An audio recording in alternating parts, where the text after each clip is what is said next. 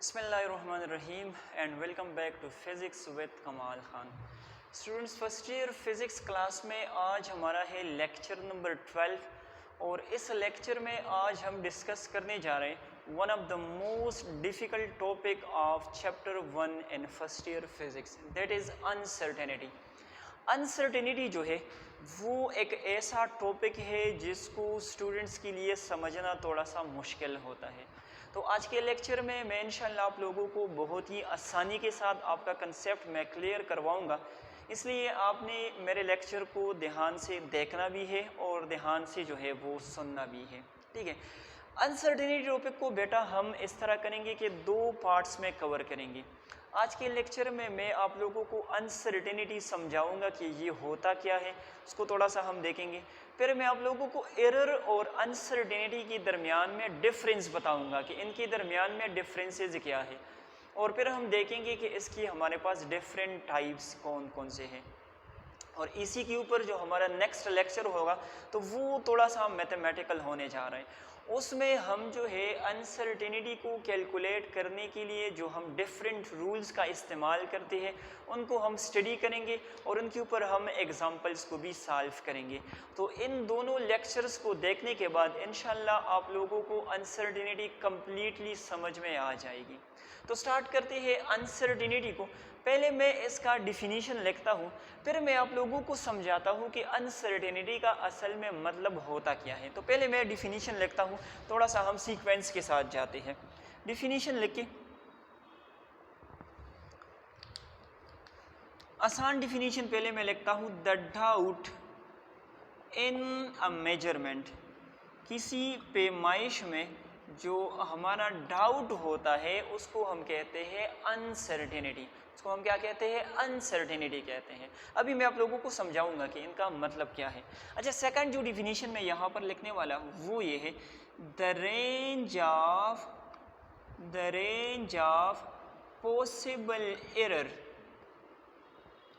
In a measurement, किसी measurement के अंदर रेंज ऑफ पॉसिबल एरर को भी हम अनसर्टेनिटी कह सकते हैं। थर्ड जो डिफिनीशन यहाँ पर मैं लिखने वाला हूँ, that is the quantification of error in a measurement. तो डिफिनीशन से तो अगर कोई होशियार स्टूडेंट बैठा हुआ है देखने को, तो उसको थोड़ा सा आइडिया तो मिल गया होगा कि एरर और जो है अनसर्टेनिटी में क्या डिफरेंसेस हो सकते हैं। लेकिन फिर भी मैं आप लोगों को समझाऊंगा। पहले मैं इसको थोड़ा सा डिस्कस करूं, अनसर्टेनिटी को, इसको थोड़ा सा एक्सप्लेन करते हैं, तो उसके बाद हम देखेंगे एरर वर्सेस अनसर्टेनिटी को, फिर हम बढ़ेंगे टाइप्स की तरफ। क्लियर है? तो the quantification of error in a measurement. अब इन सारी चीज़ों का क्या मतलब है? तो इन सब चीज़ों को हम आसानी के साथ इसी डायग्राम से समझ सकते हैं। डायग्राम कौन सा है? तो ज़रा देखें। लेट्स फॉर एग्जांपल, ये हमारे पास है एक मीटर रॉड। क्या है? ये हमारे पास है एक मीटर रॉड, ठीक है। इस मीटर रॉड को यहाँ ये 0 से स्टार्ट हुआ है, ये हो गई मिलीमीटर्स, 10 मिलीमीटर्स होते हैं। मैंने चंद एक लाइन्स ड्रा की, दिस इज़ 1 सेंटीमीटर। इसी तरह से लेट सपोज ये 2 सेंटीमीटर हो गया। इसी तरह से लेट सपोज ये हमारे पास 3 centimetre and so on. Clear है? ओके। अब क्या होता है कि यहाँ पर हमने एक ऑब्जेक्ट को रखा और उस ऑब्जेक्ट का जो लेंथ है वो हमारे पास, लेट से ऑब्जेक्ट का नाम है ए बी, और उस ऑब्जेक्ट का जो लेंथ है वो हमने इस मेजरिंग रॉड से, मीटर रॉड से हमने इसको मालूम करना है। तो देखते हैं कि ये हम किस तरह से इसको मालूम कर सकते हैं। अगर आप लोग ज़रा ध्यान से देखें तो इसका जो फर्स्ट एंड ए है ये बिल्कुल एग्जैक्टली 0 के सामने है। लेकिन अगर आप लोग ज़रा इस सेकंड वाले एंड को देखें, एंड बी, तो ये 2.9 और 3 सेंटीमीटर के दरमियान में पड़ा हुआ है। क्लियर है? ये क्या है? 2.9 सेंटीमीटर और 3 सेंटीमीटर के बिल्कुल दरमियान में है। तो इसका मतलब क्या हुआ? इसका मतलब तो ये हुआ कि इसकी जो लेंथ है तो वो 2.9 और 3 सेंटीमीटर के दरमियान में कहीं पर है। लेकिन मुझे नहीं पता कि ये 2.9 के बाद कौन सा नंबर होना चाहिए, क्योंकि यहाँ पर कोई और स्केलिंग तो है नहीं।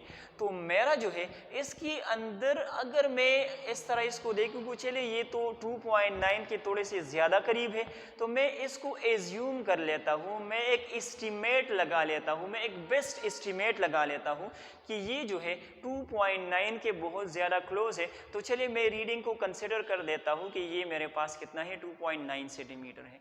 लेकिन जब मैं इस रीडिंग को लूँगा तो उसके अंदर जो है मुझे अनसर्टेनिटी होगी, मुझे शक होगा।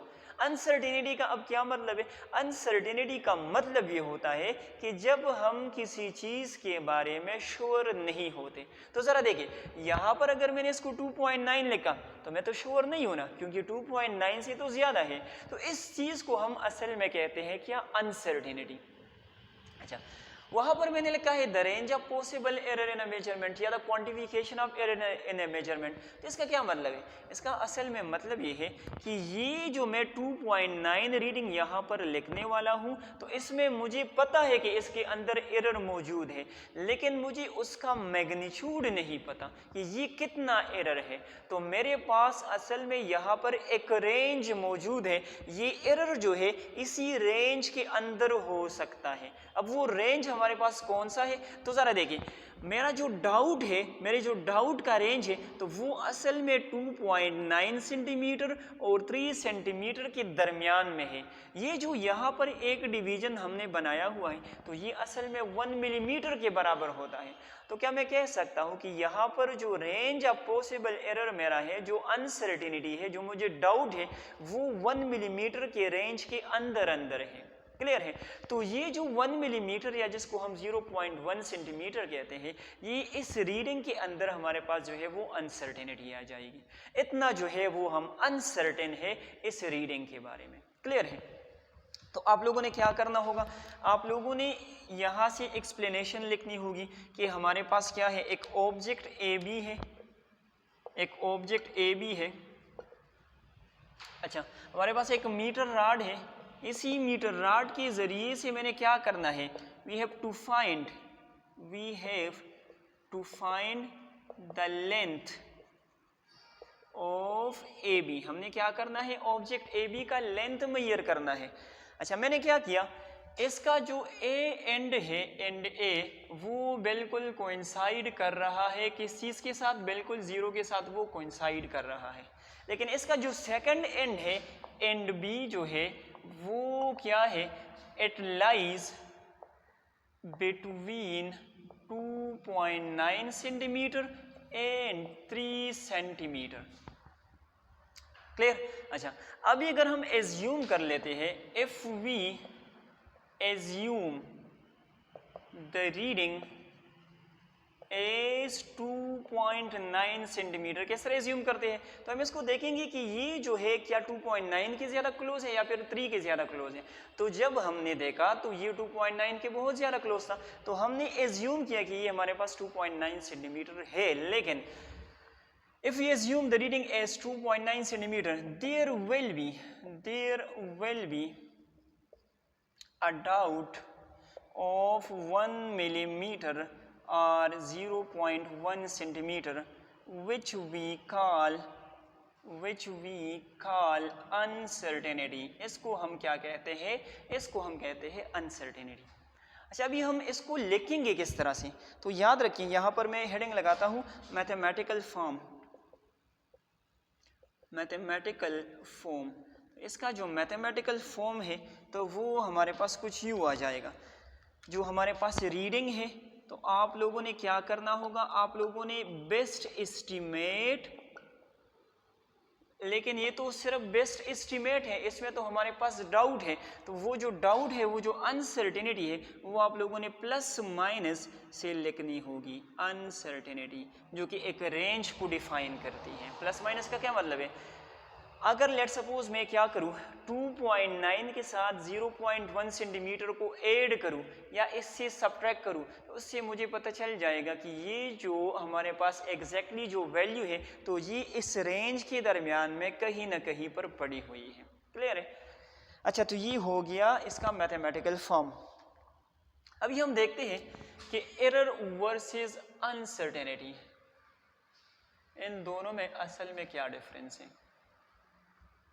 बेटा याद रखिए, एरर जो हमारे पास होता है तो उसकी हमें जो मैग्नीट्यूड है वो नॉन होती है, इसकी जो मैग्नीट्यूड होती है ना वो हमारे पास नॉन होती है, नॉन मैग्नीट्यूड, और इसकी जो मैग्नीट्यूड है वो हमारे पास एक रेंज की शक्ल में नोन होती है। एग्जैक्टली हमें नहीं पता कि कितना एरर है, लेकिन हमें एक रेंज मालूम होता है। जिस तरह मैंने यहाँ पर आप लोगों को बताया कि इसी 1 मिलीमीटर के रेंज के अंदर कहीं ना कहीं पर कोई गलती हुई है, कहीं ना कहीं पर कोई एरर है, ठीक है। तो इसको अनसर्टेनिटी में हमें एग्जैक्टली पता नहीं होता कि एरर कितना है, और जो एरर है उसका मैग्नीट्यूड हमें पता होता है। अच्छा, दूसरी एक इंपॉर्टेंट चीज़, एरर को जो है वो हम जीरो कर सकते हैं, ख़त्म कर सकते हैं, लेकिन अनसर्टेनिटी जो है वो कैन नॉट बी जीरो। अभी आपके माइंड में होगा कि ये किस तरह से हो सकता है। तो ज़रा देखिए, अगर मैं आप लोगों से कहूँ, जिस तरह मैंने एक एग्जांपल दी थी मेरे ख्याल में एरर वाले टॉपिक में, कि अगर इसी बोर्ड की जो हाइट है वो कंपनी वालों ने जो बनाया है उन्होंने हमें कहा है कि ये बोर्ड जो है 150 सेंटीमीटर इसकी हाइट है। कितनी है? 150 सेंटीमीटर। वहाँ पर मैंने आपको बताया था कि एक बंदा है उसने रीडिंग ली 149 सेंटीमीटर, दूसरा एक बंदा आया उसने रीडिंग ली 151 सेंटीमीटर का। तो इस वाले केस में भी एरर है, इस वाले केस में भी एरर है। अब अगर कोई तीसरा बंदा आ जाए और वो इसको मेजर करके इससे एग्जैक्टली 150 सेंटीमीटर आ जाए तो फिर एरर कितना होगा? तो इस वाले केस में एरर जीरो हो गया। क्लियर है? तभी आप लोग कहोगे कि यहाँ पर तो अनसर्टेनिटी भी जीरो होनी चाहिए, तो मैं कहूँगा नहीं, अनसर्टेनिटी जीरो नहीं हो सकती। क्यों? अगर इसकी जो लेंथ है वो 150 सेंटीमीटर यहाँ पर मैंने लिखा, जो मैंने मेजर किया, चलिए ठीक है, लेकिन फिर भी मेरा डाउट इसमें हो सकता है, इस तरह भी हो सकता है कि ये 150.2 सेंटीमीटर हो, तो यहाँ पर भी एक डाउट इसके अंदर है। अगर मैं किसी ऐसे इंस्ट्रूमेंट से इसको मेजर करूं, लेट्स से कि ये हमें पॉइंट के बाद भी लेट्स सपोज 150.2 सेंटीमीटर की रीडिंग देता है, तो फिर मेरे माइंड में ये बात चल रही होगी, मेरे माइंड में ये भी डाउट हो सकता है कि ये भी तो पॉसिबल है कि 150.2 और इसके बाद भी कोई दूसरा एक नंबर होगा। क्लियर है? तो एरर को तो यहाँ पर हमने क्या किया, वो जीरो किया, लेकिन अनसर्टेनिटी स्टिल वहाँ पर जो है वो एग्जिस्ट कर रही है, वहाँ पर मौजूद है। क्लियर है? तो ये हो गया एरर और अनसर्टेनिटी में डिफरेंस। अभी हमने इसकी टाइप्स को स्टडी करना है कि अनसर्टेनिटी के हमारे पास टाइप्स कौन कौन से हैं। टाइप्स ऑफ अनसर्टेनिटी, इसको भी चले मैं इरेज कर देता हूँ। टाइप्स ऑफ अनसर्टेनिटी, चले मैं यहाँ से स्टार्ट करता हूँ। टाइप्स ऑफ अनसर्टेनिटी, बेटा याद रखिए, इसके हमारे पास 3 टाइप्स होते हैं। एक हमारे पास है एब्सोल्यूट अनसर्टेनिटी, एब्सोल्यूट अनसर्टेनिटी। दूसरी हमारे पास है रिलेटिव अनसर्टेनिटी, और तीसरी को हम कह सकते हैं परसेंटेज रिलेटिव अनसर्टेनिटी। इन तीनों को भी हम देखेंगे। एब्सोल्यूट अनसर्टेनिटी का क्या मतलब है? एब्सोल्यूट अनसर्टेनिटी का क्या मतलब है, जरा देखें। एब्सोल्यूट अनसर्टेनिटी असल में जो मेजरिंग इंस्ट्रूमेंट हम इस्तेमाल करते हैं उसकी लीस्ट काउंट को हम कहते हैं। एब्सोल्यूट अनसर्टेनिटी असल में क्या है? This is actually least count of the measuring instrument. MI का मतलब है मेजरिंग इंस्ट्रूमेंट। ये असल में क्या है? ये जो है मेजरिंग इंस्ट्रूमेंट का लीस्ट काउंट होता है एब्सोल्यूट अनसर्टेनिटी। अगर आपसे कोई पूछे कि जो आप लोग घड़ी इस्तेमाल करते हो तो इसकी एब्सोल्यूट अनसर्टेनिटी कितनी होगी, तो आप लोगों ने घड़ी का जो है वो लीस्ट काउंट चेक करना होगा। घड़ी का लीस्ट काउंट हमारे पास 1 सेकंड होगा, तो उसकी जो एब्सोल्यूट अनसर्टेनिटी है वो भी हमारे पास 1 सेकंड कहलाएगी। ज़रा एग्जांपल्स को ज़रा ध्यान से सुने, ठीक है। यहाँ पर मैं एक नई चीज़ आप लोगों को बताऊंगा।